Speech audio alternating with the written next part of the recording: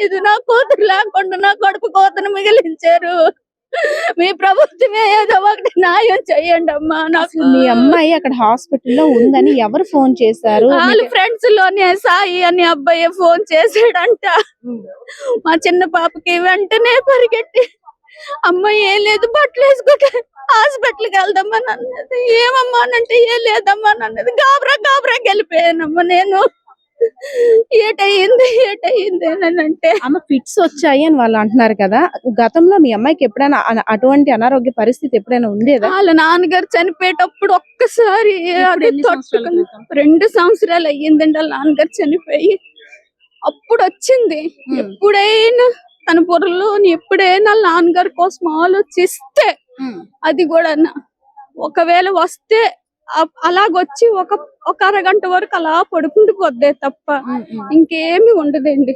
అప్పుడు హాస్పిటల్ కి తీసుకెళ్లేవారు? అప్పుడు హాస్పిటల్ తీసుకొని వెళ్ళినంత అయితే ఏం లేదు. ఎందుకంటే అమ్మాయికి ఎప్పుడు రాదు, ఫిట్స్ అనేది లేదు. ఫిట్స్ లోని హ్యాంగ్ చేసుకున్నంత అమ్మాయి అయితే కాదు. కావాలని ఇలాగా వీళ్ళు అంటున్నారు. కానీ ఇవన్నీ దెబ్బలు అండి. నా కూతురికి న్యాయం చేయండి. పేరెంట్స్ కూడా ఎంత ఆవేదన వ్యక్తం చేస్తున్నారంటే, భర్త 2 ఏళ్ల క్రితం చనిపోయాడు, నా 2 కూతుర్లను కూడా ఎంతో దీనిగా ప్రేమతో పెంచుకున్నాను, నేనే తల్లి తండ్రి అన్ని కూడా, అటువంటిది బర్త్డే పార్టీకి వెళ్ళి వస్తాను అన్నటువంటి నా కూతురు విగత జీవిగా అక్కడ ఆసుపత్రిలో ఉంది. వాళ్ళు కావాలనే నా కూతుర్ని హత్య చేసి ఆత్మహత్యగా చిత్రీకరించే ప్రయత్నం చేస్తున్నారు.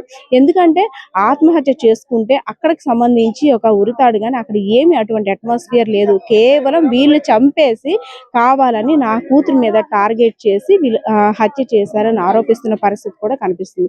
అయితే ఈ కేసుకు సంబంధించి ఎవరైతే కొంతమంది యువకులు ఉన్నారో, 3 అఫీషియల్ గా రూమ్ తీసుకున్నారు బీ స్క్వేర్ హోటల్ ఉన్నటువంటి 118 అదే విధంగా 119 ఈ రూమ్ తీసుకున్నటువంటి 3, ఇంకొక 2 అనఫీషియల్ గా రావడం, అదే విధంగా శాంతి కుమారి అనే యువతతో పాటు ఇంకొక ఫ్రెండ్ కూడా రావడం, అక్కడ జరిగిన ఘర్షణ వాతావరణం కారణంగానే ఇలా చంపేశారు అనేసి అయితే పేరెంట్స్ ఆరోపిస్తున్నారు.